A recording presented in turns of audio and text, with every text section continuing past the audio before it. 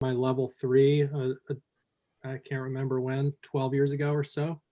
Currently, Don is the lead Avalanche course instructor and an owner at American Avalanche Institute. He spent 35 years in the backcountry skiing and riding all over. He's taught these courses, avalanche and mountaineering courses, for 30 years. He's been a heli ski guide, an avalanche forecaster in Alaska.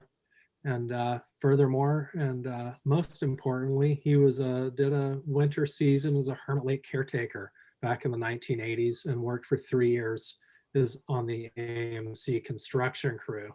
So he definitely knows a thing or two about wind slabs. Take it away, Don. All right, thanks, Rick. Share my screen here. And let's see if I got this right. Desktop one.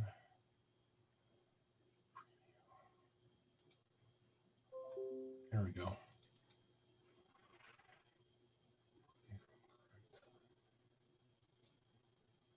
Oops. All right, can you all see this? Yep.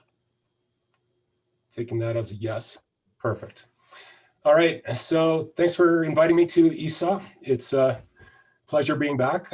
Last time I talked at ESAW was in Mount Washington Hotel Ballroom, and I'd say the current accommodations are a lot less luxurious, but here you are. And I'd like to talk about something that's not really near and dear to my heart, but need something that I pay a lot of attention to, and that's wind slabs. So off we go. Throughout this presentation, I'm gonna follow this progression. This slide will keep coming up, and as we knock icons off the board, you'll get a sense of where we are in the talk. So I'm gonna start by just defining what wind slabs are and how they form, and then we'll go from there. So this is from the definitions that you'd find on a Avalanche Center site, and it's kind of self-defining. What's a wind slab? Well, it's formed by wind, obviously. But the critical features of this is that snow is robbed or scoured or stripped from the windward side and deposited on the downwind side or the leeward side. And they're most often detected because they're really smooth and rounded in appearance. It may sound drummy or sound really hollow, and they have quite a spectrum from soft slabs to very, very hard slabs. As devotees of the Mount Washington Avalanche Center, the icon on the right is probably what you're going to see when they're talking about wind slab. And in fact, 13 out of 16 Avalanche centers are using this same format and same icons, same problem definitions. So that'll be consistent. And if you're traveling to Utah, you'll see this icon for wind drifted snow. Wyoming's using the old icons. And then somewhere in the Gallatin Fork discussion, they may talk about avalanche problems, but they don't use icons themselves. So this is what you'd encounter around the US. Generally speaking, this is what you're gonna clue you in as an avalanche problem. So this is a nice shallow wind slab. Either didn't form for very long, there wasn't much snow available for transport, whatever the case. This is a wind slab that didn't travel very far, pretty shallow and pretty soft. So if you could say any of these are friendly, this would be the friendliest of that spectrum. Looking at this wind slab, it's considerably deeper. And the classic wind slab appearance is you have deepest and maximum area of deposition, and then tapering as you go off to the sides. And you can see just the duller appearance of the snow over here, that's actually been stripped. So you can go from an area of good snowpack stability into an area that's very unstable in just one short step. And that's often common with small kind of pockety wind slabs, is that you can get into trouble very quickly. just by moving a little bit. This is the far end of the spectrum, and this, you don't, even if you're not buried by this avalanche, you may get creamed just by being ground up as you move in this super hard slab avalanche. So from that shallow slab that we started with, this one is very, very unforgiving. And you really want to key into conditions that can create this type of burger grinder, if you will. So what factors play into creating these? Now, I view it as kind of a dance, or the interplay between wind speed, wind direction, wind duration, and how much snow is available for transport. So there's rules and there's laws, and this one's approaching law.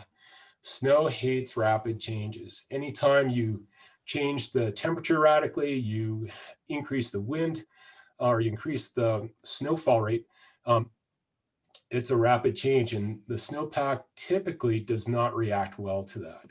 So anytime you have a big change in the loading, whether it be from wind loading or from just a storm, that's going to be a big red flag. So kind of like this crusty old guy here, any sort of change is difficult, but rapid change is the worst.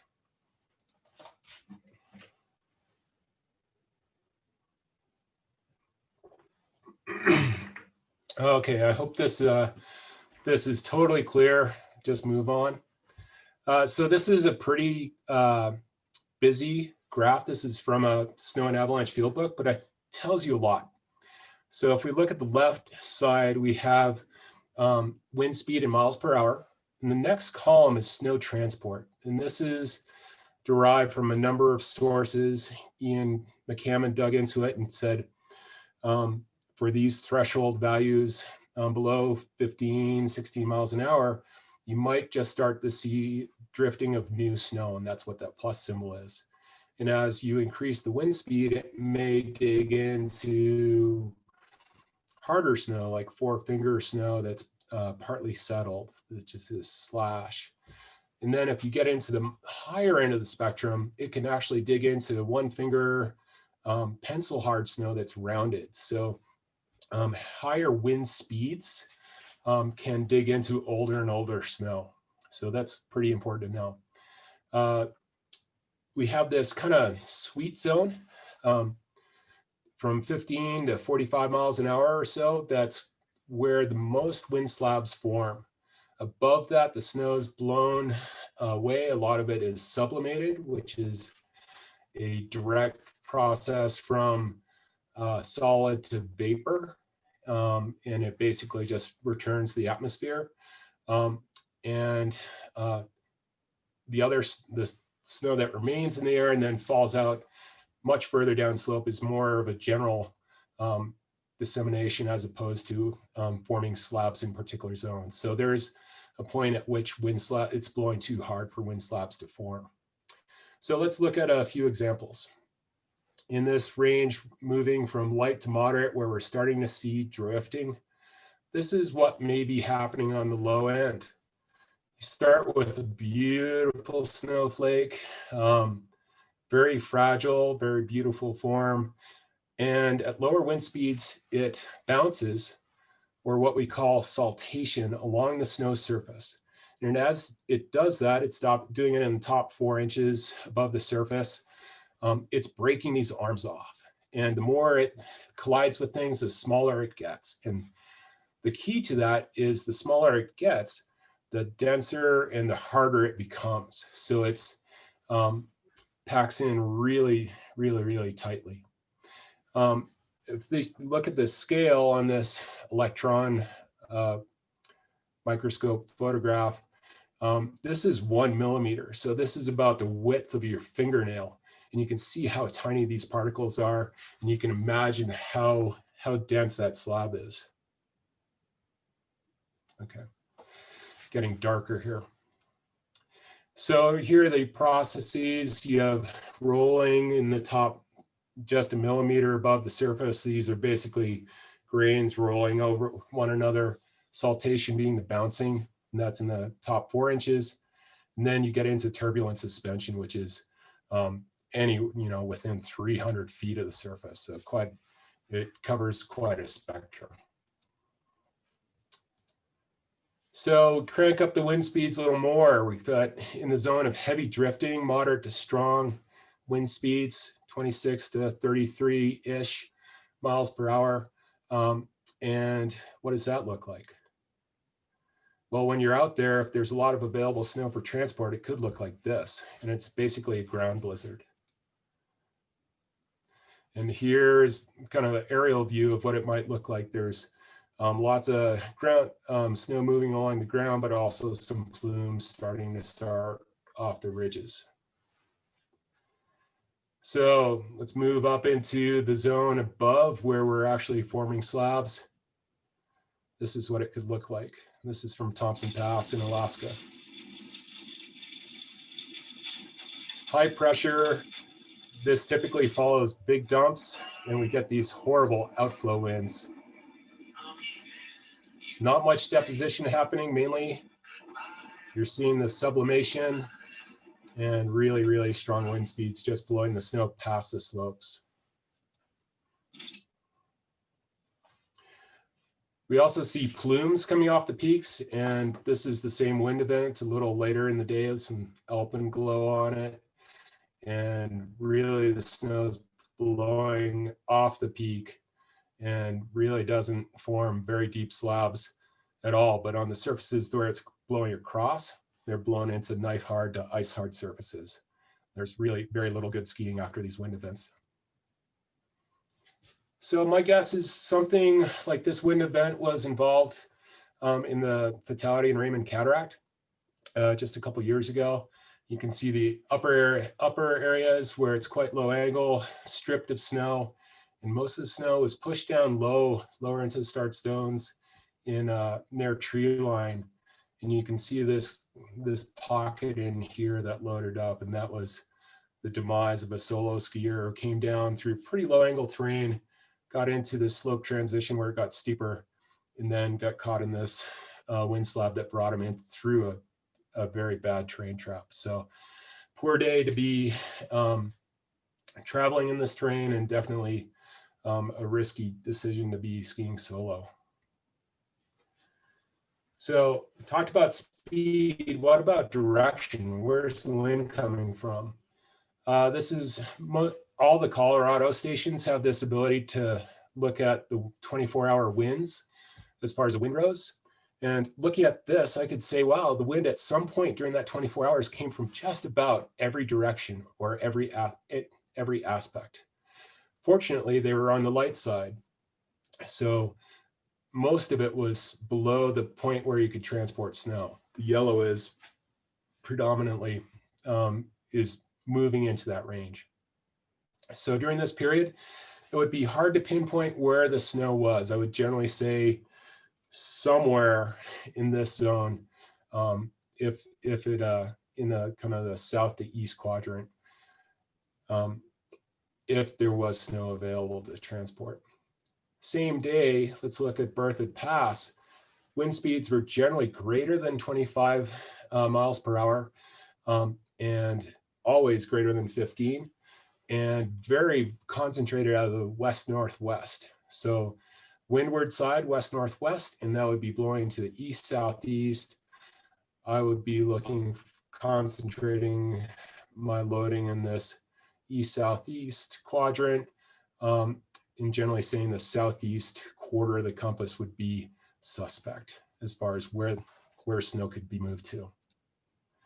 This really plays into the forecasting for your zone. As you look at Huntington Ravine and Tuckerman Ravine, first off, you look at the huge amount of area where snow can be stripped from, which we call the fetch, the area that snow can be removed. For westerly winds, you could load Center Bowl, the chute over to the lip, and a lot of Huntington Ravine as well as the top of Hillman's.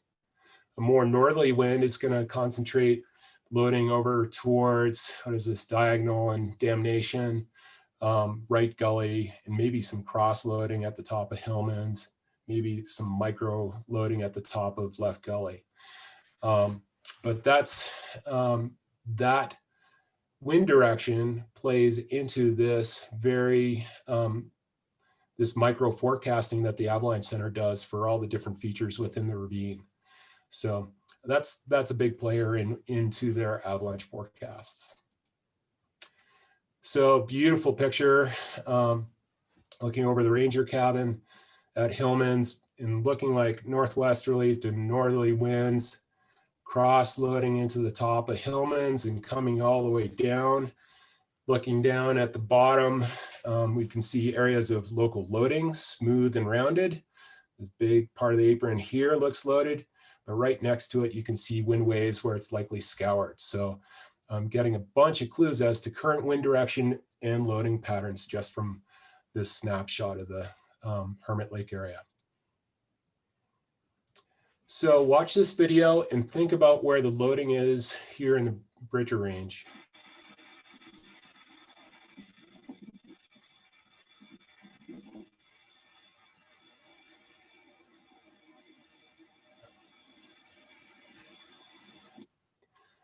These are no one's friends. These are easterly winds. They're upslope winds. So they're blowing straight up the slope and they're putting deposition into lee features on the way up the slope, potentially going over the ridge crest and loading the far side of Saddle Peak. But this is a really good indication to take it easy, because when winds blow from a non-prevailing direction, a place where we're not accustomed for those winds coming from, the loading patterns are weird. And I'd say nothing good comes out of an east wind. When you have that type of situation, take 2 steps back, because the loading is not going to be where you expect it to be. Wind duration, how long does the wind blow? In these outflow events that we get up in Thompson Pass and a lot eastern Chugach, sometimes they'll go on for days at 100 miles an hour plus, and it just destroys any skiing and riding you thought you might have had. It gets to the point where you're really surprised when you see undisturbed snow, and we term these loosely ecnolavas, which is a reverse avalanche. And it is rare that you can actually find even that big a parcel of good snow. It's generally either stripped right down to rock or glacier, or blown into just ice hard, bulletproof surfaces. So long blows, look out for really, really hard slabs. Same wind event. This wind event scoured through 3 months of snow down to a rain crust formed around Christmas and into the facets below it. So this is an indication that this wind event was extreme for a long time. So Frank assures me that this is from the presidential range. This is deep powder skiing in the presidentials. It does happen. And it is also telling me, boy, if the wind kicks up, there's going to be a ton of available snow for transport, and the slabs are likely going to be pretty darn thick. From the western side of the Chugach, this has been blown out by the wind. Basically, we had tons of ski tracks laid down, and then the wind kicked up, and where it wasn't work hardened by the skiers and riders, it blew all the snow away. So you get these railroad track effects. If the wind comes up again on this slope, I would say there's no available snow for transport, so your concern about new wind slabs is going to be pretty low. All right, so how does terrain influence that loading pattern? I've already been talking about this a bit, but picture the wind coming out of your screen right into your face. At this point, it is perpendicular to this main ridge line, and it's going to deposit slabs in the lee side of the ridge, and typically towards the top. If you increase the wind speeds, then that pushes those slabs further down the slope. So if you're getting to 30 30, 35, 40 miles an hour, you, instead of seeing loading quite at the top, maybe be pushed further down. And that's dependent on the wind speed, but also kind of the shape of the terrain. So this is a classic top loading that we often think of and we're cautious about. And here's an example. And I remember hearing somewhere in my education that wind can move snow 10 times as much snow as you can get from natural snowfall. And that's certainly the case on this building. More insidious loading is cross loading because it can happen all the way along the lee of the slope. So now we see the wind parallel to this main ridge line, but perpendicular to all these subridges. Okay, so this is the classic cross-loading pattern, and you can see loading from the very top along this ridge and down into the lower angle where this ridge still exists, and you still are creating lees to the wind. So beware that cross-loading, it catches a lot of people by surprise. So beautiful picture from the Chugach again, and you can see cornices, you can see big fat deposition zones, and this is windward, and then all the lee pockets are loaded up. So main direction of the wind is down this valley. So slope shape as far as terrain. As you put an obstacle in the way, you constrict the air column. It's Bernoulli's equation, essentially. You're creating a narrow opening, so the wind speed or the fluid speed needs to speed up. So it accelerates, and when it accelerates, it can strip snow from this lee side, or windward side, excuse me. As it expands or opens, the wind speed decreases. So then as it decelerates, it can't hold as much snow in turbulent suspension, and it deposits it. If it's a sharp transition, it creates cornices. If it's a more rounded transition, then you see your deposition just more as pillows without the cornices at the top. So looking at Tuckerman Ravine, generally pretty rounded, especially for westerly winds. Looking at the Prezzies as a whole, you've got some sharp transitions at the top of Central, top of Pinnacle, a little bit more towards Hillman's, but in general, you're not seeing a lot of cornice formation in the Prezzies just because they're pretty old mountains and it's generally pretty rounded. What you do get though in the gullies is lots of spin drift and sloughing. So what's happening during those strong winds is it's blowing snow over the cliffs and then it decelerates. So it loses everything and you just get this constant pouring of snow into the gullies from the sidewalls. You have the higher angle in some of the gullies. So it's sloughing from the top of the gullies down into the centers and more towards the aprons. And this is one way to create some of the bigger slabs in the ravines is just this continual sloughing from the gullies down into the aprons. Now the angle of repose for these aprons is about 38 degrees. So you may remember that's kind of the prime time angle for avalanches, for slab avalanches. And so this is, despite this being the more scary part, this is where you could get into deeper trouble as far as avalanches go. Again, higher wind speeds pushing the crowns of this early season photo of Tux a little further down slope.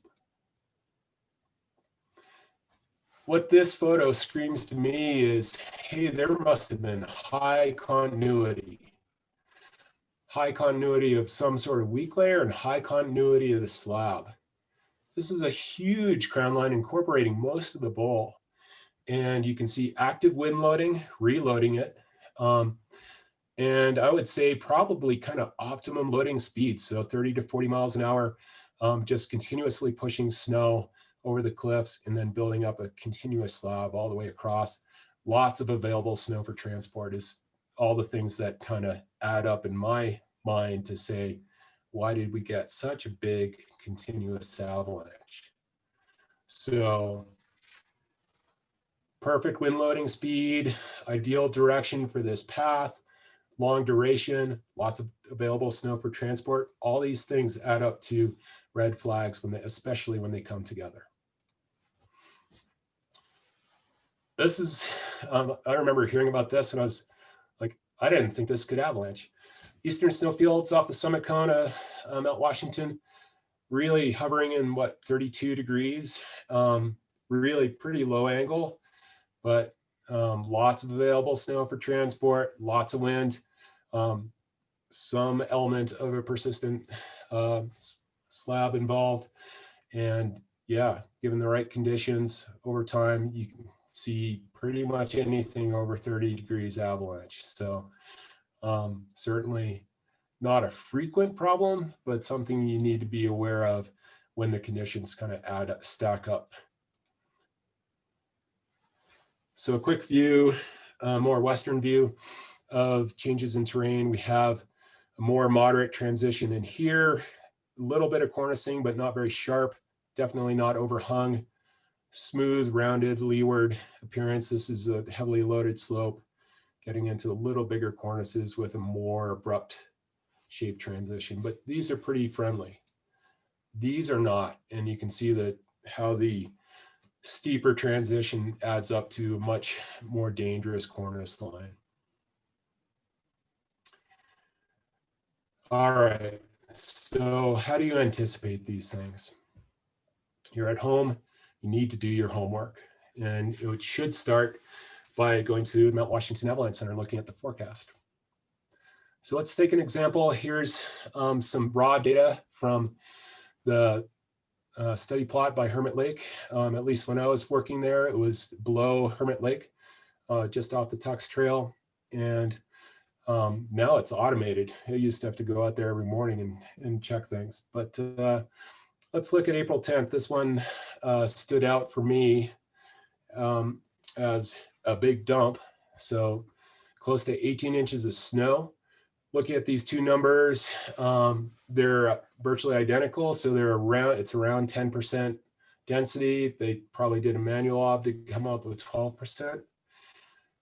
When I clicked on the view icon, it said storm total was wind drifted. So lots of wind drifting. So they did not collect the height of storm snow that day, but a really respectable snow depth. 2 meters, great. 6 feet of snow in the Hermit Lake, that's a good year. And then below freezing temperatures over the last 24, overcast and snowing, great. So that's a red flag, you know, more than a foot of snow in 24 hours. That really stands out. The comment that there was heavy drifting in the study plot down in the trees, that's a big red flag. Let's look at the obs from the summit. So same day, kind of little cooler up there as you'd expect, 2,000 feet higher. Minus 11 C for a low, minus 9 C for a max, so pretty chilly. But over an inch of water equivalent, that's a bunch of snow. That's quite a load. And I don't know how you measure actual snow deposition or snow when it's averaging 72 miles an hour and gusting to 125, but somehow they figured out there was about 9 inches up there. But let's look at the wind average, 72 miles an hour. Holy cow. So that's gonna blow snow far beyond. Peak of 125, and then a wind speed of wind direction of 330, so north-northwest. But keep in mind, that's just for the fastest mile. It doesn't tell you about all the time that it was less than 125. Where was that wind from? It may be somewhat different. It may be drastically different. So there's some missing pieces of puzzle. All I can say is there's a fair amount of wind, a fair amount of snow water equivalent on the top. There's a ton of wind, seemed to be north-northwesterly, and it was cold. now we're getting into more detail, and it's certainly a lot more helpful. So Mount Washington OBS, 12 inches at this point, 15 inches at the Harvard cabin with snow water equivalent of 1.74. That's a huge load in 24 hours. But here's the meat of the matter. First half of the snow arrived on southeasterly winds, 30 to 50 miles an hour. So upslope winds, southeasterly. Then it shifted to west-northwesterly, 180 degrees opposite. So reading all this, I've already got a mental picture saying snow's been blown from just about every direction. It's been strong to extreme wind speeds, and there's a ton of snow out there.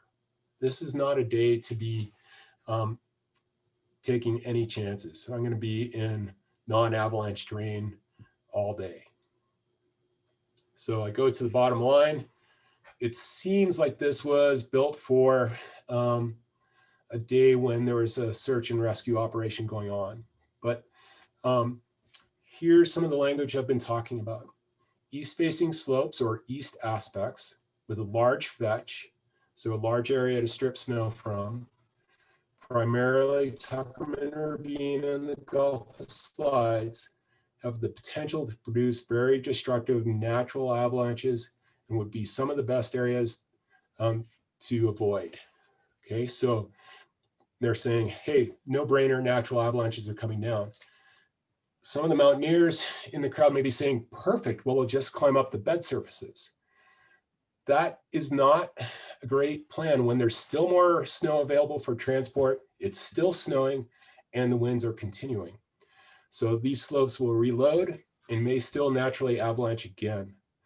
So this is basically a day to say, okay, ski the Sherburne. It's a good day to stay below tree line. There are those days. Quick review of another tool. If you go to caltopo.com, you can get good map representations and good satellite imagery. Here I've taken the local map and we're looking at Tuckerman Ravine in here, Hillman's sandwiched between Boots Spur and Lion's Head. But I did a couple of forecast overlays. I have the 24-hour max here. And that's saying that above 4,400 feet or so in the ravines, we're going to be below freezing, 30 degrees and below. And the winds plot shows 12 hours out, it's going to be orange, 30 miles an hour, west-northwesterly. So this is a good tool for taking National Weather Service information, graphically imposing it over your potential routes and coming up with a general idea of where the wind loading might be. Here's another, this is from the paid version. I've got basically the satellite image they take every 5 days if it can shoot because there are no clouds. And this is from, I think, November 11th. And it's showing you some snow up at the top of Tuckerman's up in the eastern snowfields. Little patch here at the top of left gully. And for this 18-hour forecast, looks like 40-mile-an-hour winds coming over the top from the northwest. So you can play around with that. There's lots of tools out there to get lost in, but some of them can be pretty helpful as far as planning your day. So get out into the field and use, what are you looking for? So at the top of Mount Washington, you're very familiar with rime ice. And that's indicating that, hey, this is the windward face. This is where the weather's coming in. It takes a super cooled liquid water and it freezes onto the windward side. So this is where the wind's coming from. Anytime I see a surface that tells me that the wind's hitting it, I want to know where the snow is going that was blown off of it. So the opposite side of that picture is right in here. You can see smooth, rounded, steep, loaded slopes. So anticipate, think about, if I observe a strip snow surface, where did that snow go to? So more rime. Here it's up on this cairn, so the wind's coming from the left to the right. So loading is going to be in the direction over here. Same on this one, trees, windward side. So the snow loading is going to be over here. So read these textures to help you. Sastrugi. I thought this was a Japanese word, but it's actually Russian for frozen ocean. So it looks like frozen waves. What's happening is the steep faces face into the wind and the shallow faces are facing away. So for this one, the wind direction is this direction. Here's some sastrugi closer to home. You can see that the wind's been blowing down the ravine and trying to get over to Wildcat.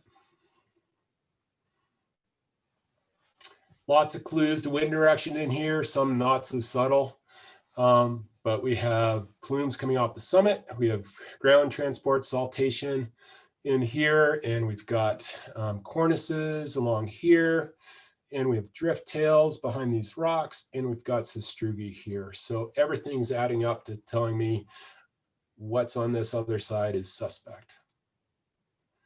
Okay, and picture closer to home. Here you see wind coming over the lip, down the ravine, already a wind slab avalanche. And you can see if you were going up in the clouds, but you saw this pattern, you'd say, oh, the wind's been coming straight down the ravine more recently because we've got this drift tail pointing towards me, pointing in the direction where the wind's going. So in the lee of these trees. And then you need to think, hey, what's underneath this? What's my bed surface or weak layer? In this case, a pretty stout melt freeze crust, which could lead to a very slick surface. And this was 2 hours before that Raymond cataract avalanche.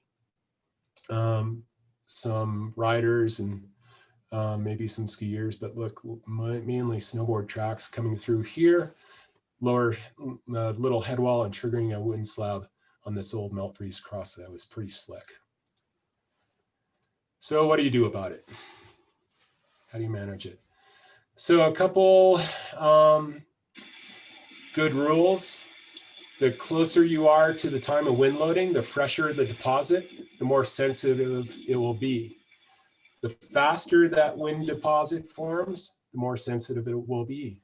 So if it's fast loading and it's fresh, look out, that's going to be the peak of its instability. Then we have this travel advice. I think we talked about that. Oh, maybe not. This is basically talking about what a wind slab is, but it's also talking about how they behave. They are often very predictable as you see them forming when they're fresher.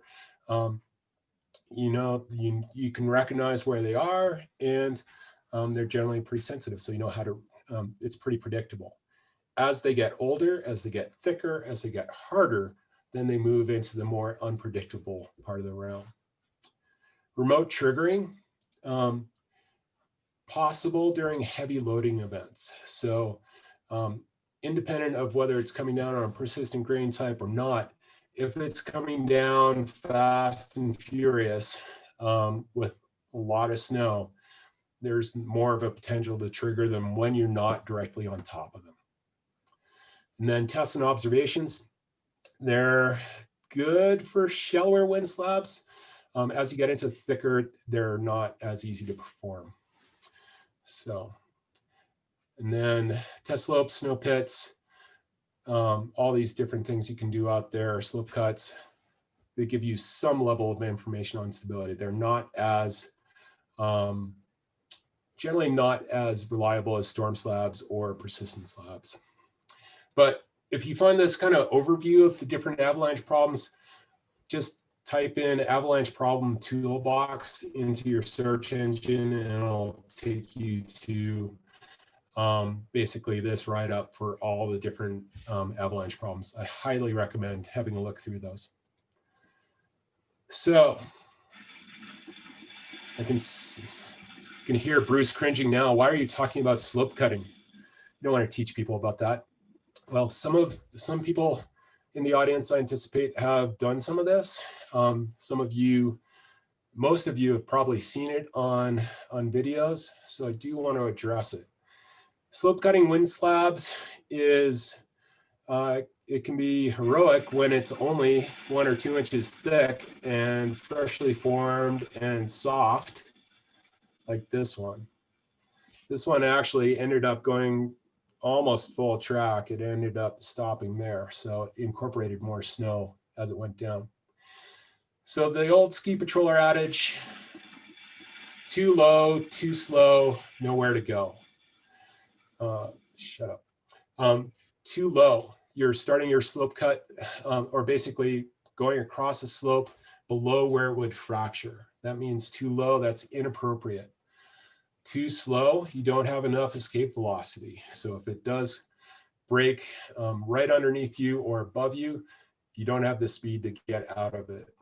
And nowhere to go means you didn't start safe or you're not ending safe. So those are inappropriate for any situation. But more importantly is don't mess with hard slabs. I worked for a couple ski patrols where they doing training where they said, I don't care what you teach, just get my patrollers to stop ski cutting hard slabs. Because the problem with them is they're so tensionally strong that where they do break is towards a thinner edge, which is often into lower angle terrain and well above where they're cutting. So hard slabs are notoriously challenging to slope cut, and they get people into a lot of trouble. Thick slabs, you're probably not going to do anything, and even if you did, it's going to be too much to manage. If it breaks even 6 inches above you and you fall between the blocks, you're off to the races. Above terrain traps, totally inappropriate. Even a tiny avalanche like this one can get really deep really quickly in terrain traps. So slope cutting, you should do it with a mentor and learn how to do it appropriately, but there's an awful lot of situations you don't want to do it, a lot of different ways you don't want to do it, and wind slabs, generally speaking, are not things to mess with. Okay, so Eric did a good roundup of ECTs and PSTs yesterday. A few rules: be safe, choose a safe location. This is from October 24th, 2009 in Colorado. 2 people were killed digging a pit, and this is the ride that they took.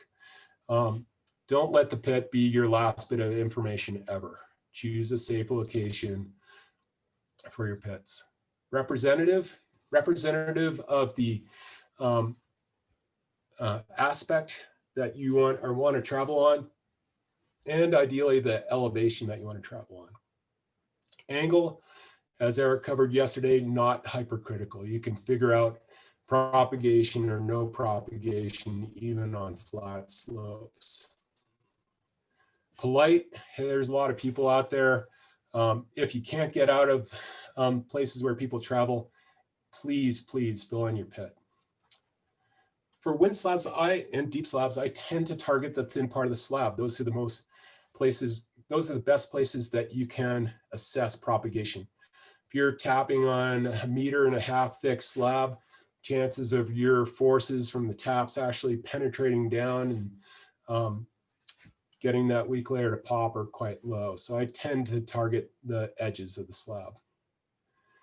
And you don't need to dig holes a lot. You can do a lot of assessment using an avalanche probe by just seeing how thick the snow is, how hard it is it hollow underneath, get a general sense of the structure. And the variation, hey, this wind slab's only 4 inches here, but it's 4 feet over here. This thing gets big and unmanageable quickly. So quick look at this. Basically anywhere in here seems like certain death to dig a pit and assess it. You've got a massive overhanging cornice in here, and it can come down all through here. We've got natural avalanche activity in here. So things are clearly unstable. You may not need any more than that. But when I'm thinking about where to dig a pit, it's the real estate adage, location, location, location. In here looks safe. Representative, maybe not so much. It's similar aspect to say if I wanted to ride in here, but it's certainly not going to be much of a wind slab problem in here. I can see these tiny features in here from some cross loading, and if it doesn't have significant features above me, this might be the good test area to start assessing the snowpack and wind loading. In here is kind of appealing. It's small, but you can see by the small trees above it that this place has been pretty regularly raked by avalanches. So I'm probably not going to mess with in here. You've got to be pretty thoughtful about how you approach avalanche pits, and particularly with wind slabs, because you do want to know, dig in a place where there's some wind loading so you have that structure, but you do not want to get avalanched or avalanched upon. All right, I know time is winding down, so speed up. This is from Drew Hardesty, basically looking at a storm beginning, progressing, and ending. And his finding is that most accidents occur when conditions are changing the most rapidly. My thought on this is let's overlay uncertainty on this. So at the bottom, you've got low uncertainty, and you're saying, I got this, I totally understand it. And at the top, you're like, you know, as my Mormon friends would say, what the fudge? And so let's look at it through the storm. Why does it look like this? Well, low uncertainty because it's high pressure and it's low avalanche danger and not much is going on, and doesn't seem to be much surprises, but hey, snow's starting to pick up. Is it enough to cause avalanches? My uncertainty's rising. Hey, it's naturally, it's shooting cracks. I'm getting whoops or collapses. There's some natural avalanche activity.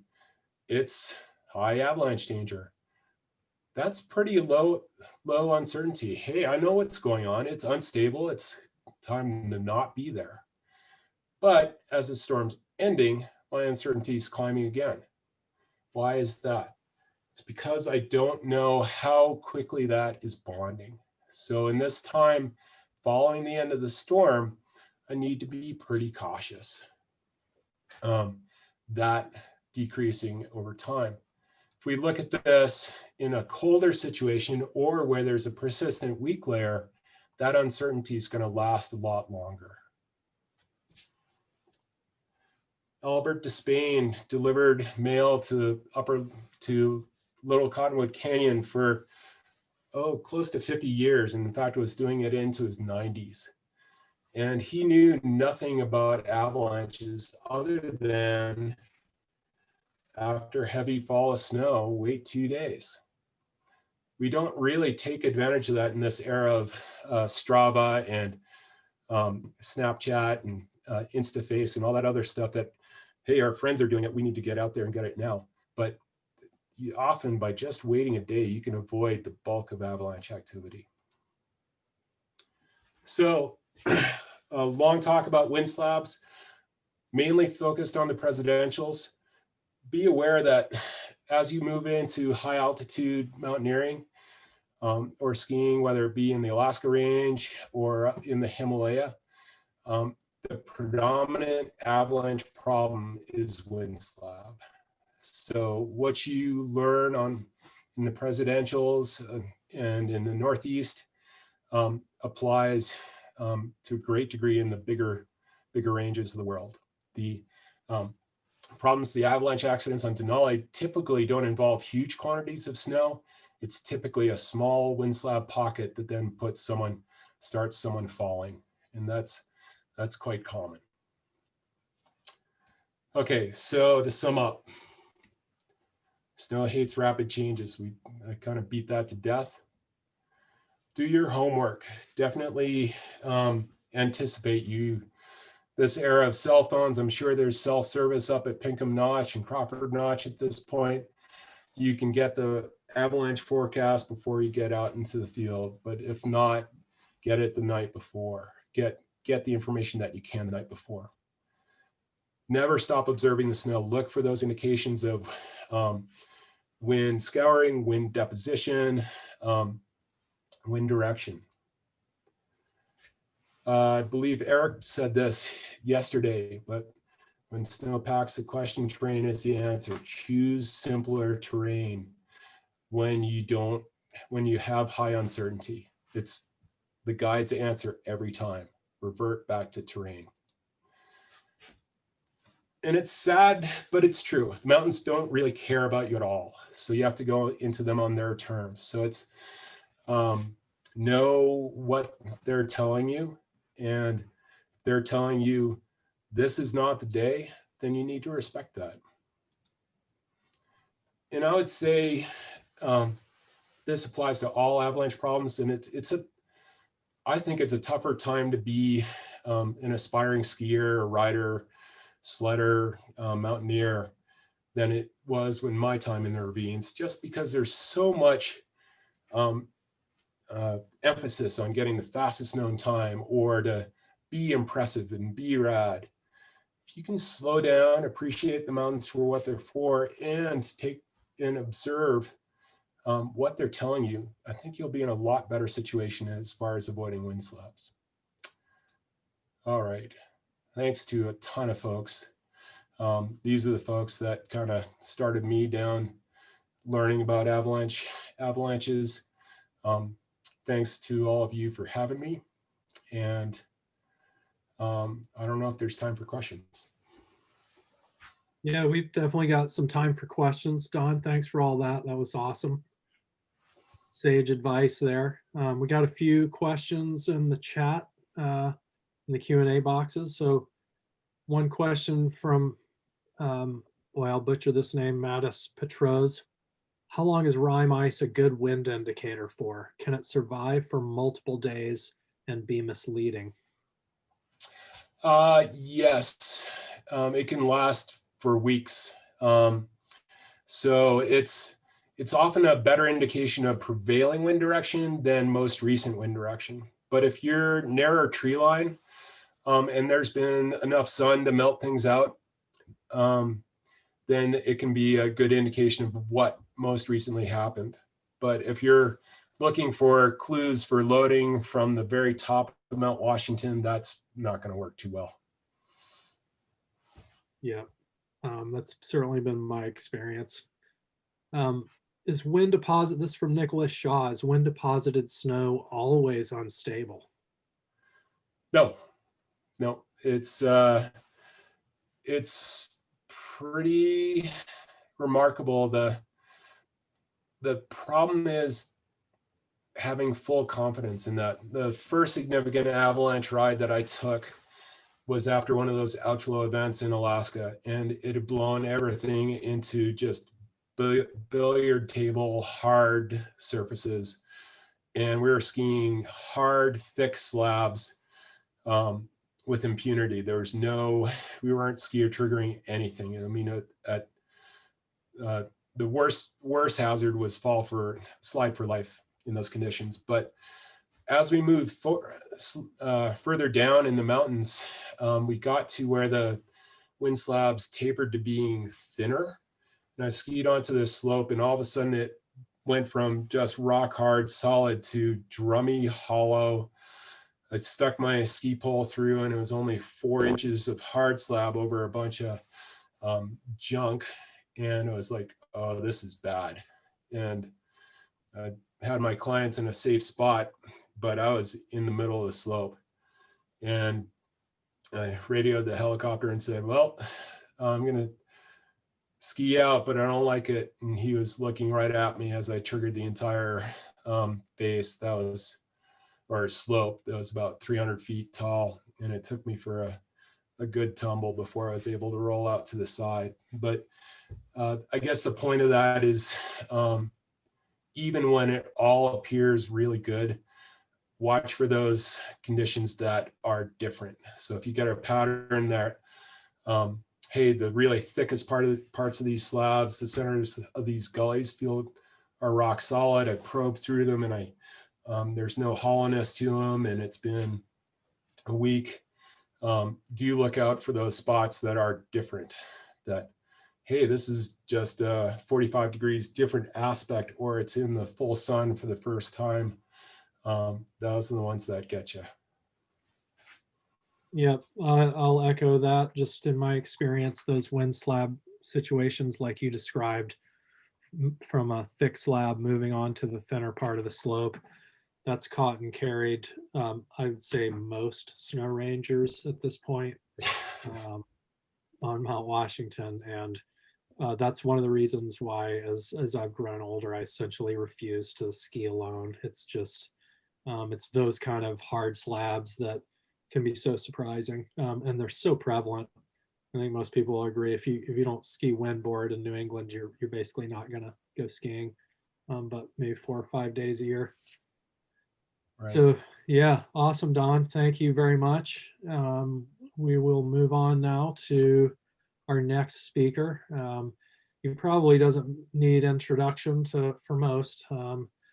Bruce Tremper grew up skiing in Western Montana, where he started learning about avalanches at the age of 10. He was a member of the junior national ski team and US ski team talent squad, which I did not know that.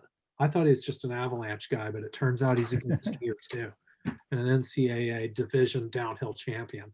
So this guy can carve and ski powder. Bruce's professional avalanche experience began in 1977 when he did avalanche control work for Bridger Bowl Ski Area. Later, he was director of avalanche control at Big Sky and an avalanche forecaster for the Alaska Avalanche Center. And also, many of you probably know him as the director of the Avalanche Center, the Utah Avalanche Center. And I recall calling up and listening to his voice on the phone, and when I lived in Utah in the late 80s on the hotline, the Avalanche hotline. Take it away, Bruce. Thanks for joining us. All right. Thank you very much for that nice introduction. You're making me sound way better than I am, actually. I'll share my screen here.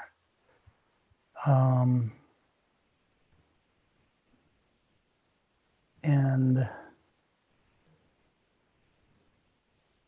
let me know if this works okay. Can you see the screen?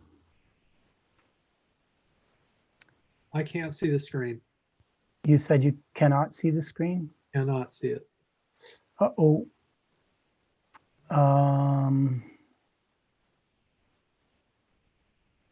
Should be the Zoom bar there. Okay.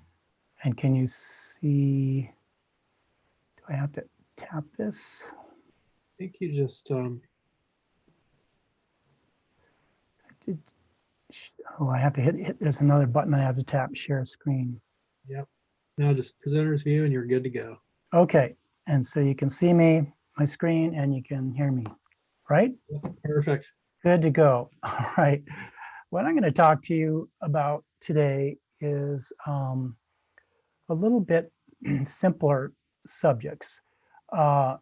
And what got me thinking about this is a couple things. And, you know, I think that most people are making avalanches a little bit too complicated, that we need to go back to the basics more often. And so I think about the book that a lot of people have read, All I Really Need to Know, I Learned in Kindergarten. And I wanted to talk about all I really need to know I learned in a level 1 class, or maybe even an avalanche awareness class. And I know that Don has said this in the past, and I agree. You know, it's the obvious that often eludes us.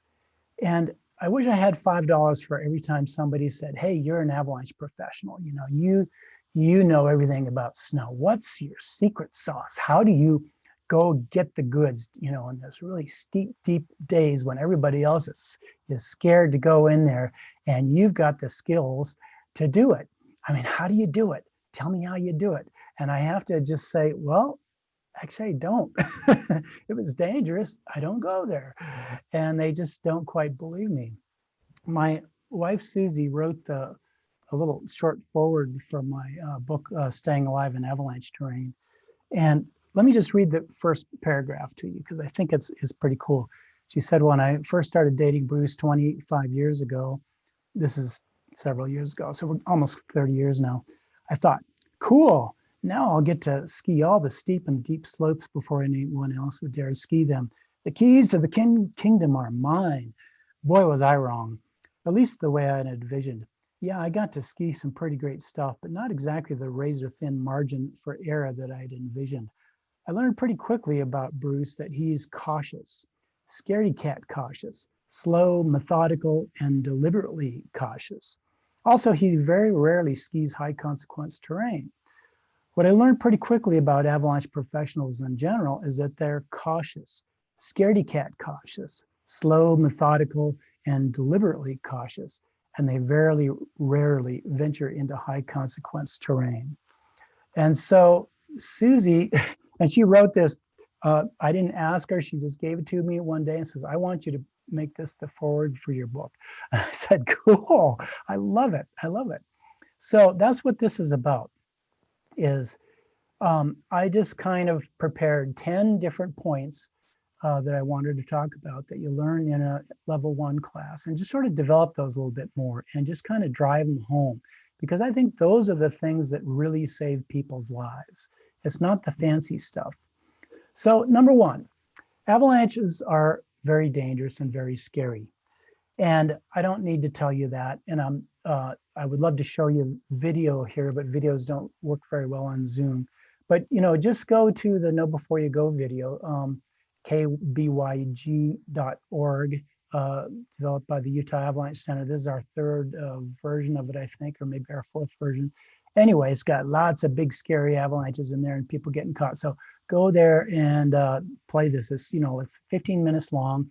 It's high production value. It was accepted as part of the Banff Mountain Film Festival tour.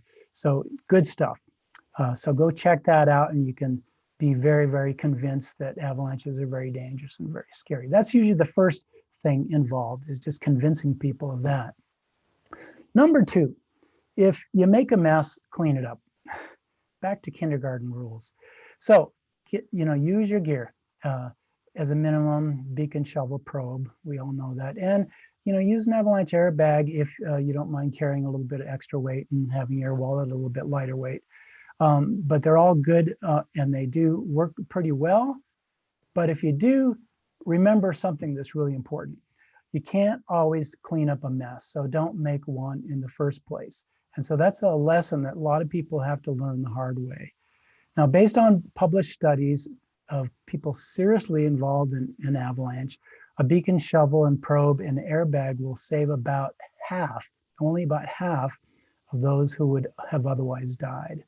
Now that's from published studies. It's probably people are saving a little bit more than that, but there's a lot of people that their rescue equipment, they can have the most expensive rescue equipment in the world and practice with a lot, and it doesn't do them any good because they're in high consequence terrain where the stuff doesn't work very well at all.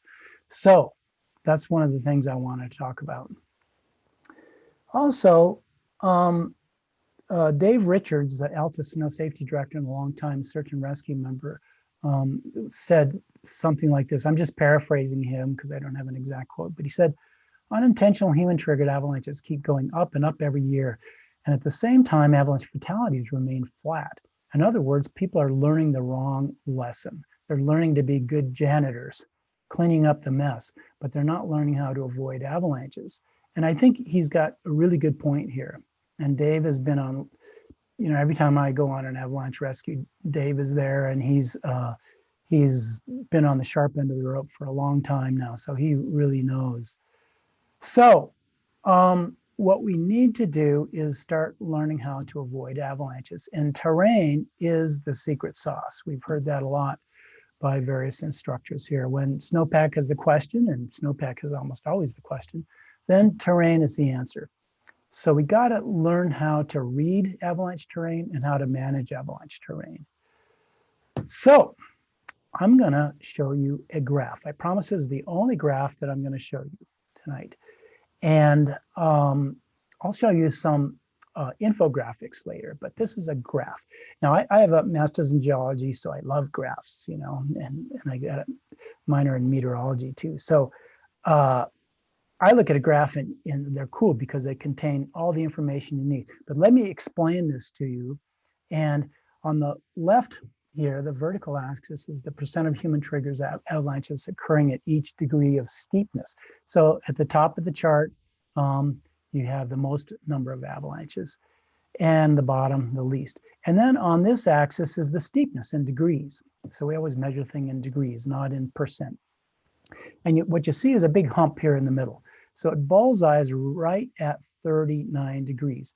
This is golden data. It was done by the folks in Switzerland of looking at almost 1,000 human triggered avalanches and measured from the steepest part of the slope that is 10 by 10 meters square. And so measured by Swiss people, which means this is very, very precise. And so this is really, really good data. When you know, Stephen Harvey's book came out, I just love this, and I called him up right away and I said, I want the data and I want to use this. And so, so 39 degrees is the bullseye. So it drops off on the gentle side of the curves, but it also drops off on the steep side of the curve. So you get safety on both sides of the curve. It's obvious enough on the left why that is, because gravity is just not strong enough as you get gentler. But this other side, snow sloughs off often enough that it doesn't build up into slabs. So my friends who are always guiding in Alaska are always telling me, we're skiing 50-degree slopes and we're not triggering avalanches there. We're triggering avalanches at the bottom where it flattens out to 40 degrees. That's where we're triggering avalanches. So they just always remind me of this side of the curve. Now, us mere mortals, we're living on the left side of the curve here, you know. I don't hang out over here very often. And the important thing to remember about this graph is we can cut our probability of triggering an avalanche in half by going from 39 degrees here down to 35 degrees, 34 degrees in this case. We can cut our probability in half just by moving the slope angle down just a few skinny little degrees. It doesn't seem like much to humans, but this is monumentally important to avalanches, as you can tell from this graph with a sharp hump in the middle. And guess what? We can cut our probability in half again by going from 34 degrees down to about 30 degrees. So this is the coolest thing in the world. This is the tool that I use on a daily basis, and I would have been dead many, many, many times if I hadn't been doing this all the time. Me, like my wife said, I'm a scaredy cat. You'll find me most of the time in this zone, less than 30 degrees. I just have this hard and fast rule. I don't go above 30 degrees unless I can be very, very confident about the snowpack. You know, my uncertainty is very low, and I can prove to myself in almost 100% certainty that that slope is not going to slide. And then you'll see me go above 30 degrees. So that's the key. This graph is the key. So commit this to memory. And here's my wife measuring slope angles. You have to measure a lot of them to get good at it.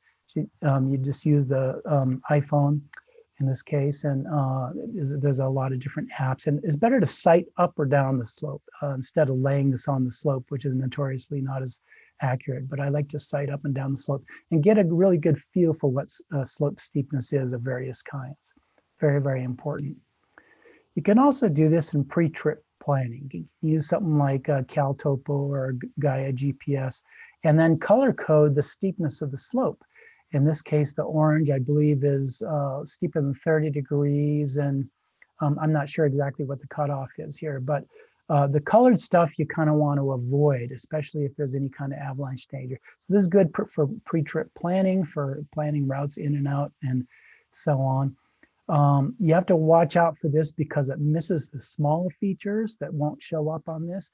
And you also have to watch out because any avalanches you trigger can run down into the flatter slopes. And this does not show that. So it doesn't include the locally connected terrain, which we'll talk about more in a minute here. But when I'm going into a strange place that I don't know very well, I pull out this and do my pre-trip planning that way. So it also includes locally connected terrain, like I say. So there's the most likely place that you're probably going to start an avalanche closest to 39 degrees. But this locally connected terrain, you can trigger an avalanche just as easy from this terrain, or be caught in an avalanche just as easy from this terrain. Sometimes the collapse starts over here at the edge, it travels across the slope, this thing starts sliding, and then it pulls this snow along for the ride, kind of like a child pulling a tablecloth off a table from underneath, and all the china goes onto the floor. And that can include sometimes up on the ridge like this in really unstable conditions, especially with persistent weak layers. But you got to remember it includes locally connected terrain, especially down below these things. You can pull the whole world down on top of you really easily that way. And speak of the devil, these people are standing on a 15-degree slope. There's a photo I took just the day after this accident that this avalanche just about killed a friend of mine, very, very close. He was buried 6 feet deep, pushed up against a tree.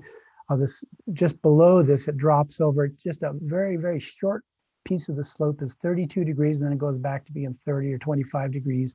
And they crossed the bottom of it, collapsed it, and this whole thing pulled out and pushed him into a tree, buried 6 feet deep. So locally connected terrain. We used to talk about the shape of the slope a lot, and the conventional wisdom that I've always taught for years was that convex slopes are the most dangerous ones. And it turns out that that's not correct. We were just lying to you all this time. The Swiss did a good study of this a few years ago and found absolutely no correlation between the shape of the slope and the number of avalanches, the human-triggered avalanches that were triggered there. So convex slopes are the same as concave slopes, are the same as planar slopes. And the steepness is the important part. Steepness, steepness, steepness. It always comes back to that, like that graph that I showed you. The second part of terrain that we have to think about is what's the consequences? What will happen if we trigger this slope? Now, this slope has a lot of trees on it, sparse trees. And trees are a double-edged sword. Trees can be anchors. They can help hold the slab in place, especially if they're thick trees, like in here, if you can see my cursor. They can help hold the slab in place. But trees out here do absolutely nothing for holding the slab in place, as you can see here. They suddenly turn into obstacles. So anchors, instead of being anchors, are suddenly obstacles if they're not thick enough. And these things are very, very dangerous. They're like these giant baseball bats that beat you to death on the way down. You're sliding through these at freeway speeds. And if you want to know what they feel like in an avalanche, you can do that on your bicycle or your motorcycle or whatever. Just get going down a hill fast enough to really make your hair blow back if you're lucky enough to still have hair, unlike me. And then as soon as you get up to where you're going, so fast that you're really scared, then you just steer your bicycle into the nearest telephone pole, and that's what these things are going to feel like. So a lot of people are killed on trees. Consequences, these are really bad consequences. Terrain traps, very bad consequences. Even small avalanches can bury you really deeply in the bottom of a terrain trap like this. This is extremely dangerous terrain. Case in point, this is right next to Alta ski area. As you can see some houses here of Alta, and this is the Alta ski area just across this gully. And there's a famous woman extreme skier who was doing a ski cut right here for the cameraman, and she triggered this avalanche, and it washed her down into this very narrow train trap here. It was called Grizzly Gulch. She had a beacon and an airbag, Polter airbag, but they didn't plan on going here to stay, and the cameraman didn't have one. And luckily, a couple of friends of mine were in this exact spot where I'm taking this picture, and they rushed in and got her out. So she was really lucky, but she would have died otherwise. So these terrain traps are, she had all the best rescue gear in the world, but it didn't work. just the terrain was too high a consequence.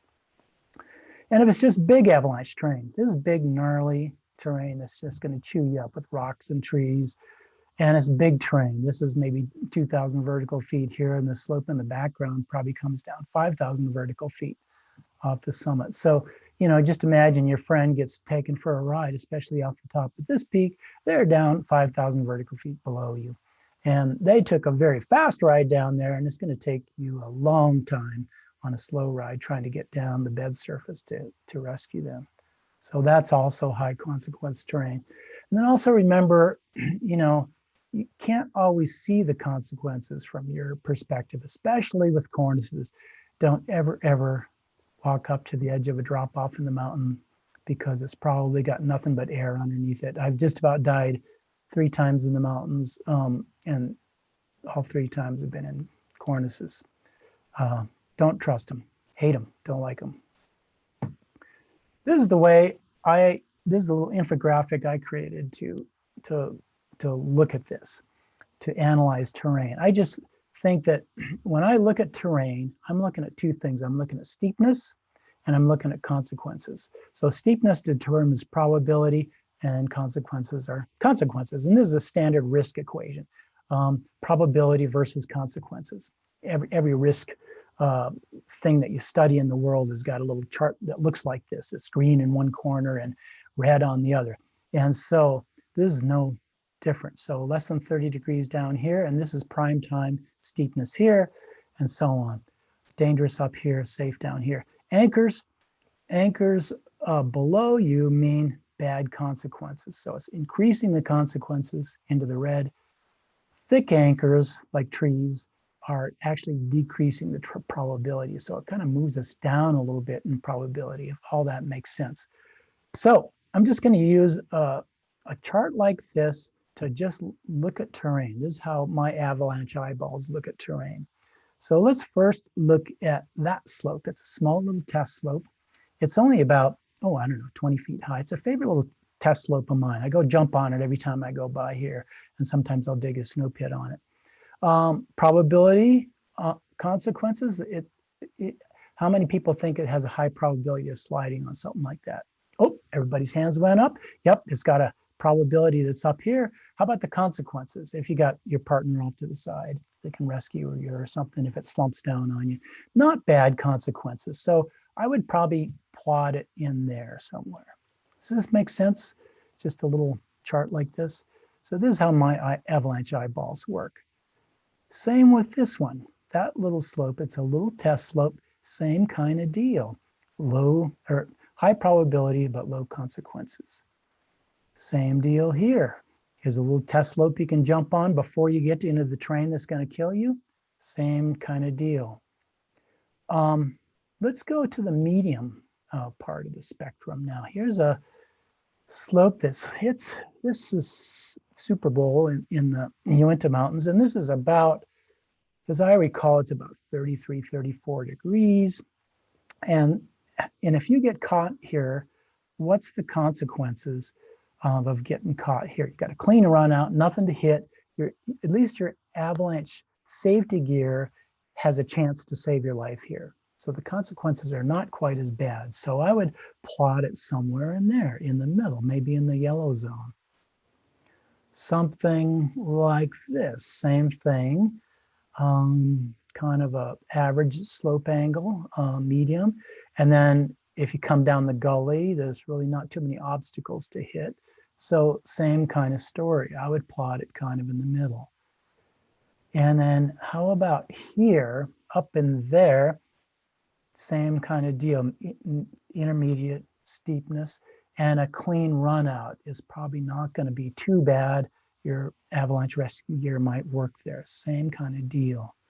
Now let's notch it up here and look at some tricky situations. How about there? I mean, you're in the trees, you're on a 32-degree slope, 33-degree slope there, and you feel really safe, but you can't see over the edge to see what's down beneath you, which is your basic nightmare. Steep. trees everywhere, the giant bread slicers all over the place with these rocks sticking up. I mean, there's no way anybody's going to live if they slide down that thing. It'll chew you up to pulp by the time you get to the bottom. So that's a tricky situation. That's definitely in the red zone, but you don't realize that you're in the red zone. This one, pretty darn obvious. I think everybody would pass this one, this test really quickly, but unsurvivable avalanche terrain, very, very safe. Here's another tricky one. Only about 34 degrees there, I'd say. But if you trigger an avalanche, where do you go? You go through the bread slicer. It'll be ripping your limbs off. And then what happens at the bottom? You get stuffed into a deep gully, a terrain trap, double whammy. So this doesn't look like very dangerous terrain, but it is really dangerous terrain. I'd put it there. Number 5, practice low risk travel ritual. And what does that mean? So here we are traveling in the Canadian Rockies with a relatively larger group. I usually never travel with more than 4 people, but in this case, I was traveling behind these folks, and they're breaking a trail right up the gully. Well, I don't like being in gullies, like I've already told you. I would much rather be on a ridge, like over here. So I broke off and started heading up this way and broke a trail this way and thought, oh, this will make a good picture. So I dropped back and took pictures of my friends, led by my wife, because she knows the deal. She's going up the ridge. But they're traveling, they're lagging behind these people. They'll let them go through the gully. And it's a pretty stable day. That's probably why they're choosing the route. But I don't like the looks of all this stuff hanging above them here. You know, so it's just my natural inclination is just to, you know, split the party in half and put half of them here, but let them go first so you don't trigger something on top of them, but you are the person to do the rescue in case something goes wrong. So that's the number 1 rule of low risk travel. I'm not going to go through these in very much detail, but one at a time. Always leave someone in a spot to do the rescue. Never cross above other people. That's is the same thing as attempted homicide. That's what it was taught to me in the ski patrol anyway. You never cross above your partner. Always have an escape route pre-planned, like Don was talking about doing a slope cut. And by the way, Don's, I love teaching slope cuts. They're important tools, I think. And so, you know, keep your speed up and move 45 degrees across the slope so your momentum, in theory, can take you off a moving slab if it does break on you. So have your escape route pre-planned. Never go first. That's my favorite rule, because there's always Joe Gnarly Powder Pig who's more than willing to go first, or a cornice is willing to go first down the slope. I always go last. I just fiddly fart around, and I love skiing tracks or snowmobiling on other people's tracks. Let other people test it. I always like to get a crack at noon start, so other people are breaking trail and other people are triggering avalanches before I get there. And then start small and work your way up. Start with small test slopes, and then before you get into the ones that are going to kill you. Number 6, avalanches are hard to forecast, I think. And I've been a professional avalanche forecaster for 45 years now. And so Carl Clausen says the snowpack is a capricious and erratic acquaintance that you never get to know very well. The terrain is a steady and predictable friend that you can always depend on. And that's a sanitized version of what his mentor Ernst Bueller used to tell him. You can figure out what the unsanitized version is on your own. And then my brother John took this photo in a hut in the hostel in Fernie. I thought it was really good. Anyway, this is the avalanche danger scale. I was on the committee with the Canadians to rewrite this thing, and it's better than the old one, but I'll be the first to tell you that this thing is nothing just but a big lie.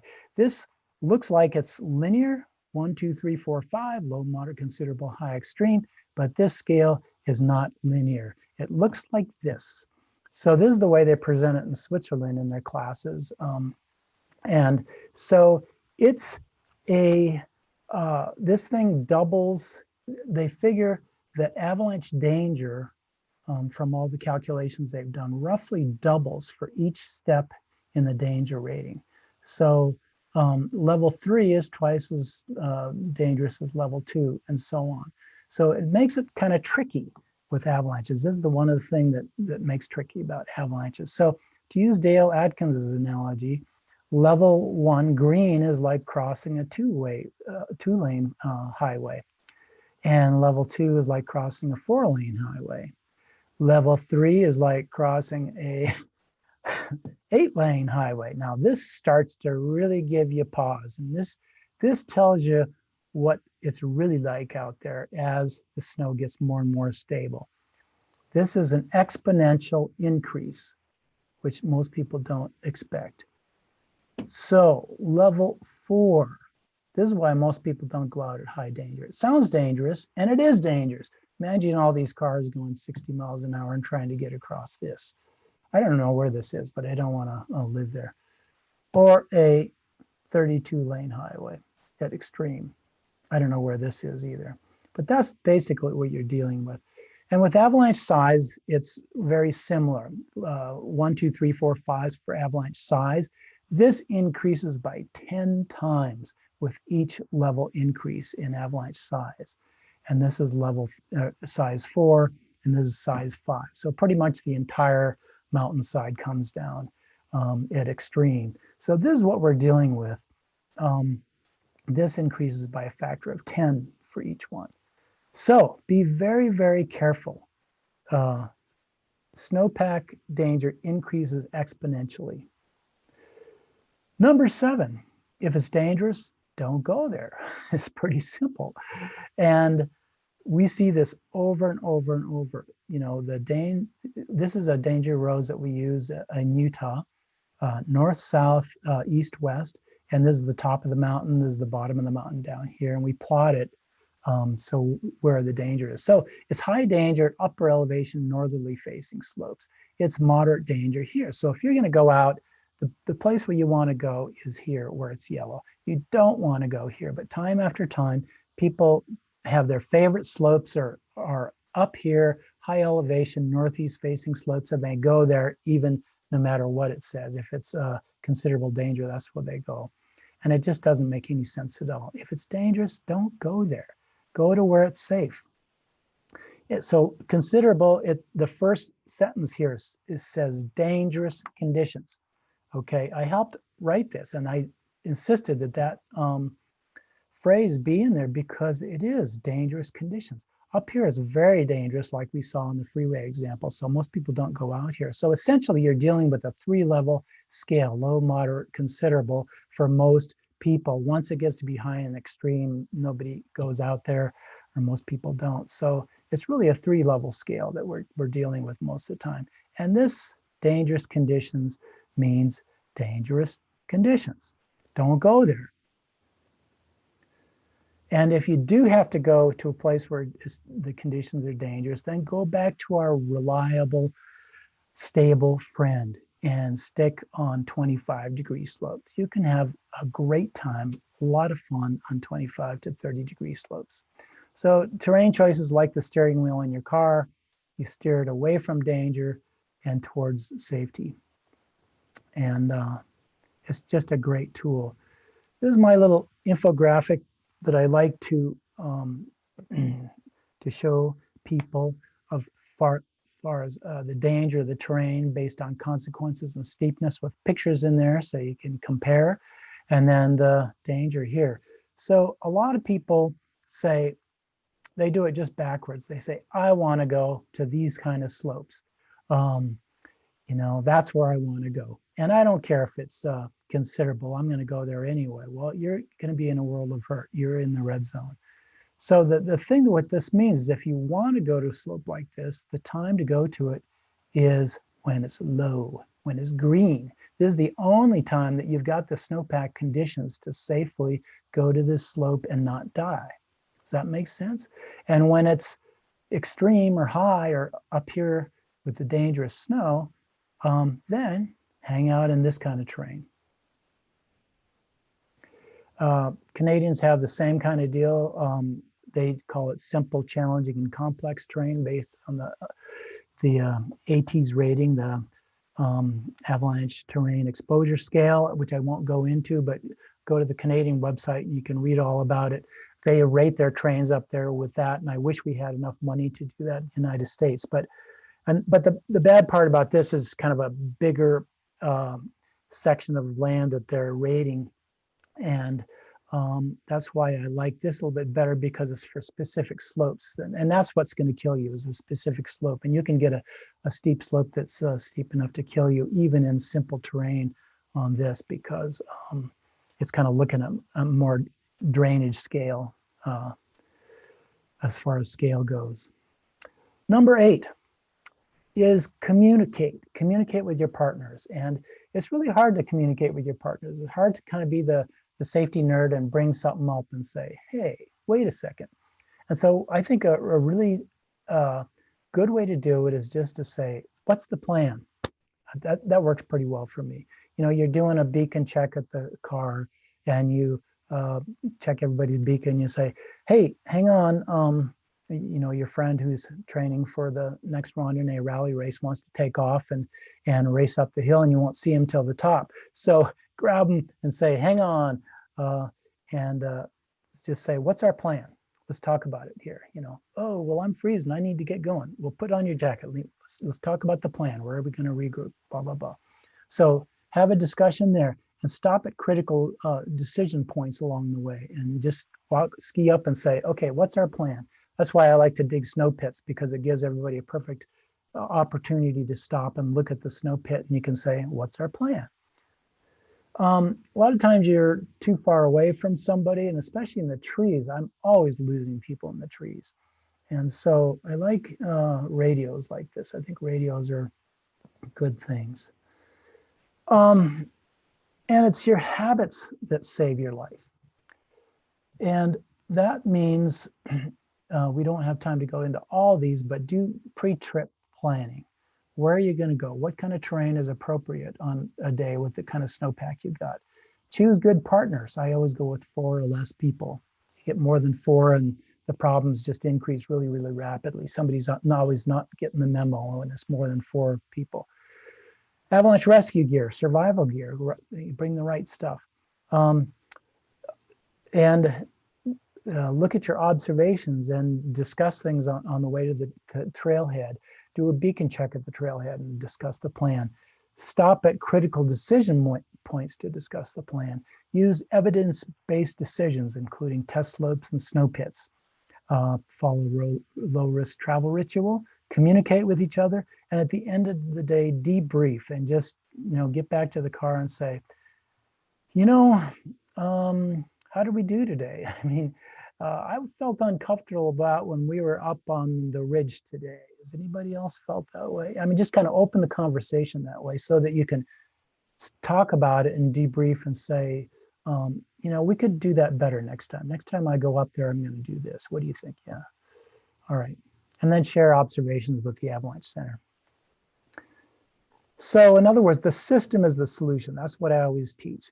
Build your system, because your system is what protects you. Humans are fallible, but the system is what can catch our inevitable errors that human beings will make. We're very fallible. This is the little thing that I tape in my car usually every year to the dashboard, you know, to make sure we've got everything. And here's my wife pointing at boots saying, did you remember to bring your boots? Hope you didn't forget them again. So I need these things. Everybody needs these things.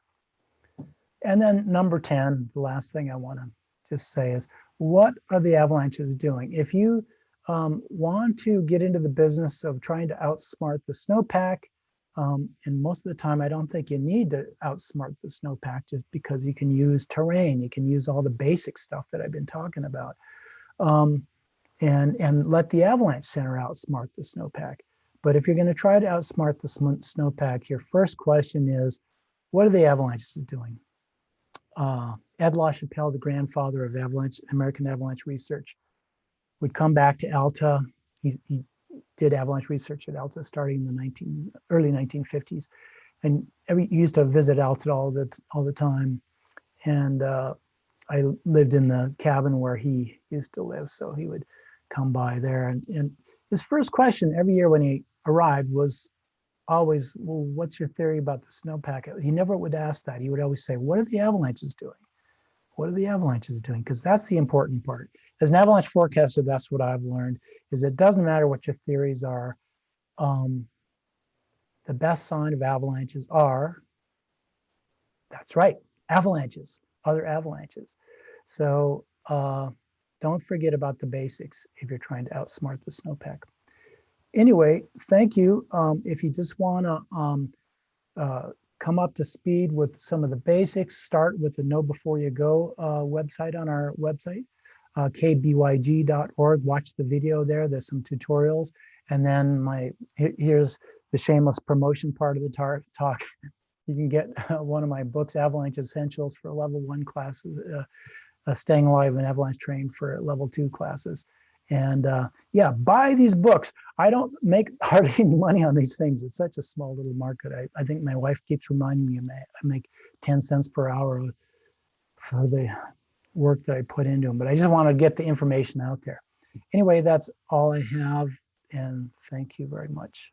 I guess we can entertain some questions. Is that correct? That's right, Bruce. Thanks. And I'll second your encouragement for folks to buy and read those books. It's good stuff. Great thing to do, particularly during these dreary, rainy November snowless days.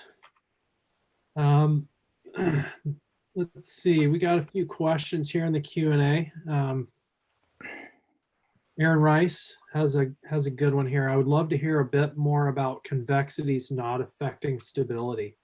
I've heard that since day one, so feel hard to wrap my head around it not being so. Is this the Aaron Rice in Utah? Yeah, he lives there too. He lives here as well. Okay. Hi, Aaron. I know him. He was one of those people that I talked about in my talk, actually. Yeah, we taught that for years, that convexities are the most dangerous part of the slope. And I had it in my books. Turns out I was just nothing but a liar. Get used to it. My next version of the book will probably take out some of the old BS and put in some of the new BS by then. Anyway, so the Swiss figured out that there's no correlation between slope shape and avalanche activity as far as human triggered avalanches go. So it's a study that came out of the Grenoble ISSW, what was that, about 5 years ago, and this was from Van Tabel. You can look that up by, you can just Google ISSW papers and then find some of those papers on the Montana State University website, so you can read all about it. Anyway, and I'd always wondered about it for years because it seemed like avalanches were way more a function of the steepness of the slope and not the shape of the slope.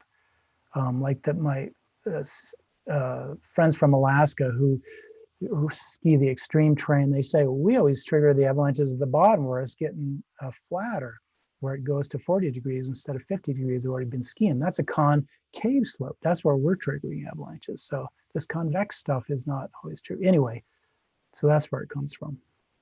Yeah. It's funny how many times the bowl of Tuckerman's avalanches, it is 38 degrees and very, very concave. Yeah, and I think it's an artifact of the kind of places where we're seeing the avalanches mostly, because most of the 38 to 40 degree slopes just happen to be below a breakover. That's where the steepest part of the slope is in the kind of terrain that we're in most of the time. Yeah, where the snow really piles up for us particularly.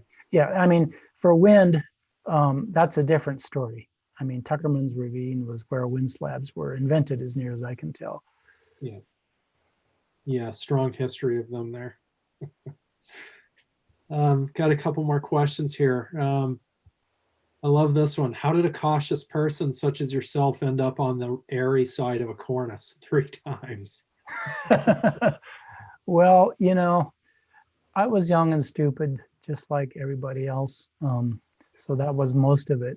I think my first cornice mishap was when I was, maybe in high school or climbing a big mountain in Montana, where I grew up in the middle of the winter, and just going up in a whiteout, and we'll just go up till we get to the top of the mountain and then come back down. You know, what could possibly go wrong? But thing broke. And little mistakes are the keys for key ingredients in any adventure. yeah. So anyway, I won't tell you all the other cornice stories, but cornices are very dangerous, and they break farther back than you realize that they should.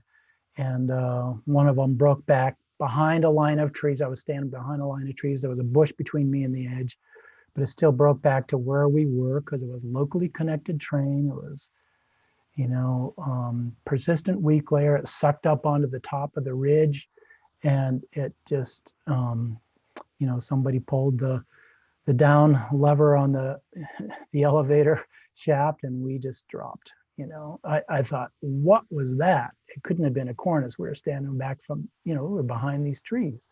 Yeah. But it was. Yeah, that's amazing. You have one on decision making, and this will be challenging to answer with under 2 or 3 hours. But Roger Zimmerman asks, Bruce, would you address some of the psychological factors regarding decision making? That's his question, and maybe I'll just ask you this: what are your top 3 that come to mind? So you said some kind of factors. I missed the word because you're cut out there. Yeah, psychological factors. I think psychological factors. Oh, okay. Yeah, that's been called human factors. That's what people have generally called it, which is a misnomer, really. And that's a huge, huge subject, and that's very far above my pay grade. I don't really understand all the research on human factors, and there's tons of it out there, and it's changing very, very rapidly. And so good books to read are Kahneman's book, Thinking Fast and Slow. So Kahneman and Tversky are the people that came up with all these heuristics and mental shortcuts where there's systematic errors that we all make. Another good book, I think, is called Super Forecasters, or Super Forecasting, I think. And it's by Tetlock. So Super Forecasting.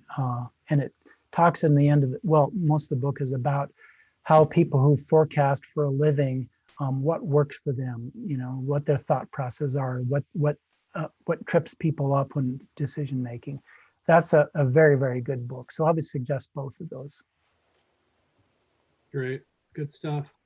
Got another a live question from an attendee, Roger Zimmerman. Let me see if I can unmute him.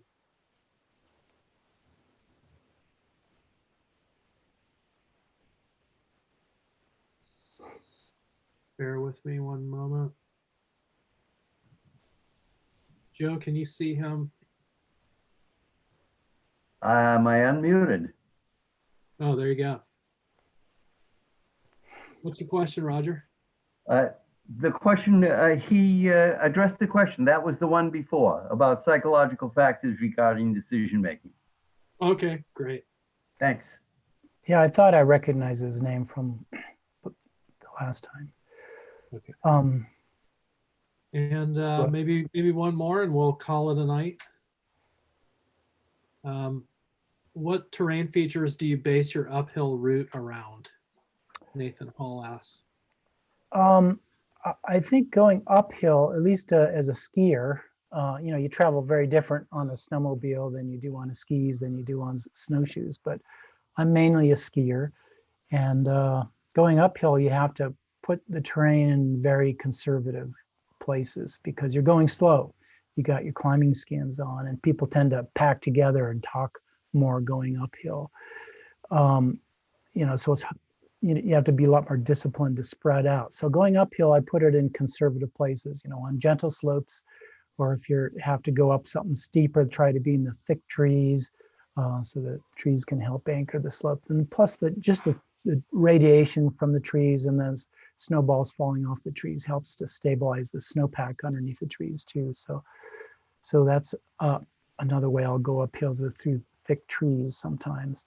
you know, spur ridges. You just work the terrain. You're like a hound dog. You're looking for the gentlest slope angle all the time, and you're just working the terrain. It's really an art.